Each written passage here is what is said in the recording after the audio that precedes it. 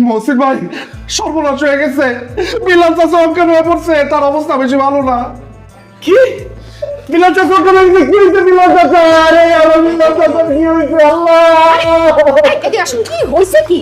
তুমি এইভাবে কান্নাকাটি করতেছো, মনে হচ্ছে সে তোমার বাপ লাগে। আরে সে আমার বাবা না লাগলেও আমার বাবার মতো, আমাকে যেখানে দেখতো সেখানে বলতো মহসিন বাবা কেমন আছো। সেলিম তোরা দাঁড়ায় আছিস কেন? বিলাল চাচাকে নিয়ে হাসপাতালে যা। ভাই চাচারে যে হাসপাতাল লইয়া যাবো, আমার কাছে তো কোনো টাকা পয়সা নাই। হায় হায়, আমার কাছে তো ক্যাশ টাকা নাই। কি? আচ্ছা ঠিক আছে, এই আংটিটা নিয়ে যা, আংটিটা বিক্রি করে বিলাল চাচার চিকিৎসা কর। এই কি করছো তুমি? আংটি দিচ্ছিস কেন? তুমি কি ভুলে গেছো এটা আমাদের বিয়ের আংটি? ভুলে যাবো কেন? আমি জানি এটা আমাদের বিয়ের আংটি।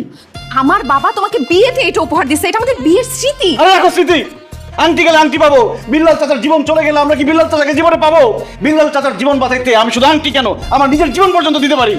খবরদার মহসিন, আমি তোমাকে সাফসা বলে দিচ্ছি, আমার বাবা তোমাকে যে আংটি দিছে তুমি এই আংটি তাদেরকে দিতে পারবে না, এভাবে দান করতে পারবে না। দরকার হলে ব্যাংক থেকে টাকা উঠে দাও, তাও এই স্বর্ণ দিতে পারবে সেদিন না। আজকে যে শুক্রবার, তুমি ভুলে গেছো ব্যাংক বন্ধ, তার মধ্যে বুথ এত দূরে, আমি যদি টাকা তুলতে যাই বুথে আমার চাচা মারা যাবে। সেলিম দেরি করিস না, আংটিটা নিয়ে হসপিটালে যা, আমি বুথ থেকে টাকা তুলে নিয়ে আসতেছি, তাদের যা।